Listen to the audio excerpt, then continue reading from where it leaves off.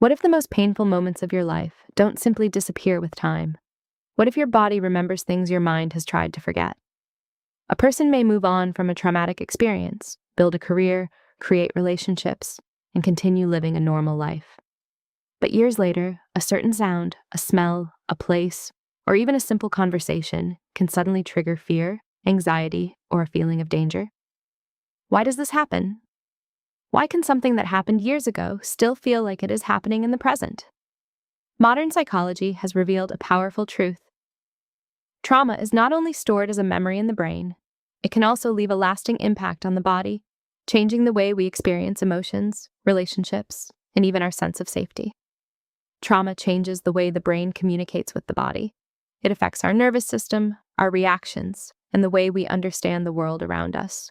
And understanding this connection may be the first step toward healing. The hidden nature of trauma. When most people think about trauma, they imagine a single dramatic event, a serious accident, violence, war, or a life-threatening situation. But trauma is not only about what happens to someone, it is also about how the body and mind respond to what happens. Two people can experience the same event, yet their bodies may react in completely different ways. One person may recover quickly, while another may continue feeling unsafe long after the danger has passed. This is because trauma is not simply stored as a story we remember. It can become a pattern deeply connected to our survival system. Our brains are designed to protect us. When we face danger, the body activates a powerful survival response. The heart beats faster, breathing becomes quicker, muscles become prepared for action. The brain focuses entirely on survival. This response is incredibly useful when danger is present. It allows humans to react quickly and escape threats. The brain after trauma. To understand trauma, we need to understand how the brain responds to fear. The human brain has different systems working together to help us survive. One important area is the amygdala, a part of the brain responsible for detecting threats. When the amygdala senses danger, it sends an emergency signal throughout the body. But during traumatic experiences, this alarm system can become overly sensitive. A person who has experienced trauma may start seeing threats everywhere, even when they're safe. A raised voice may feel dangerous. A certain location may create panic. A simple disagreement may feel like a personal attack. The brain is not trying to create suffering. It is trying to protect the person based on previous experiences. It has learned, something bad happened before, so I need to be prepared. When the body remembers. One of the most fascinating discoveries in trauma research is that memories are not only stored as thoughts, they are also stored through physical sensations. Someone who experienced trauma may remember the event through emotions, body reactions, or sensations rather than a clear story. For example, a person may suddenly feel their heart racing, their chest becoming tight, or their body becoming tense without immediately understanding why. The body is responding to a memory that the conscious mind may not fully recognize. This happens because traumatic experiences are often processed differently from ordinary memories. Normal memories are organized. They have a beginning, middle, and end. We can think about them and understand that they happened in the past. But traumatic memories can feel fragmented. Instead of thinking, that happened to me years ago, the body reacts as if this is happening right now. The survival responses: fight, flight, and freeze. When humans experience danger, the body has several survival responses. The first is fight. This is when the body prepares to confront a threat.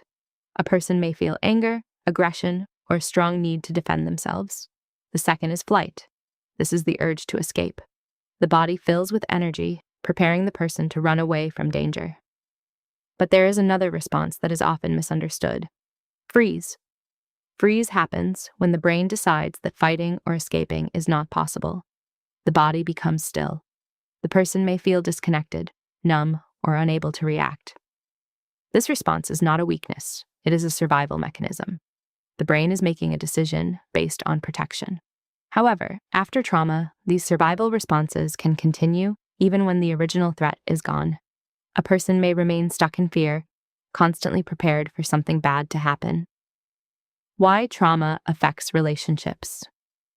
Trauma does not only change the way people respond to danger, it can also deeply influence how they build and maintain relationships. Human connections are based on trust, emotional safety, and the belief that we can be accepted and understood by others.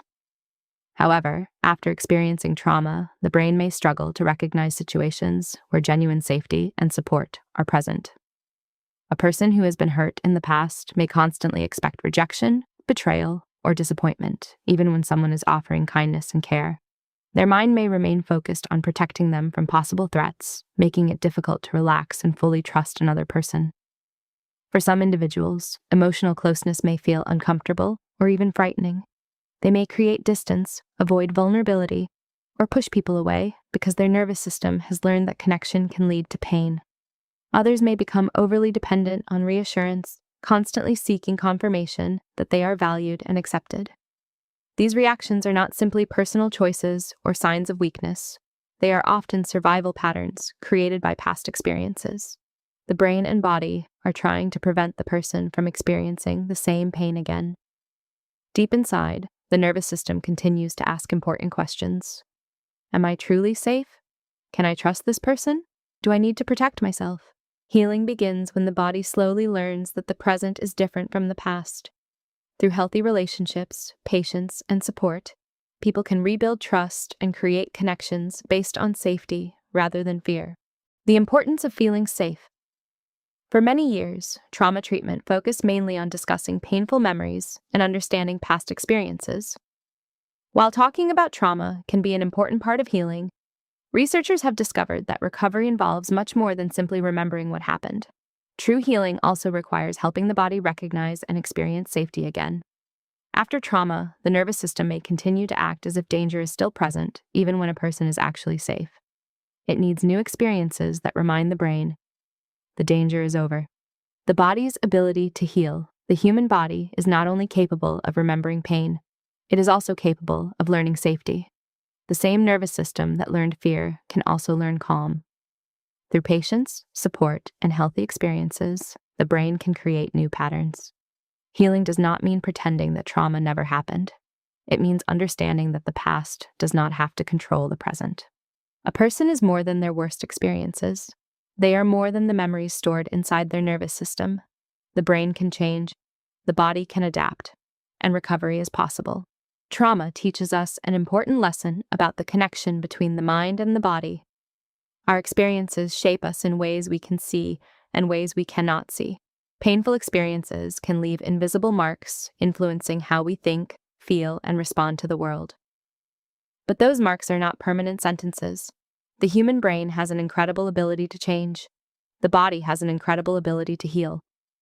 Understanding trauma is not only about studying suffering, it is about discovering the remarkable ability of human beings to recover, rebuild, and create a safer relationship with themselves. Because the body may keep the score of what happened, but healing gives us the power to write a new chapter.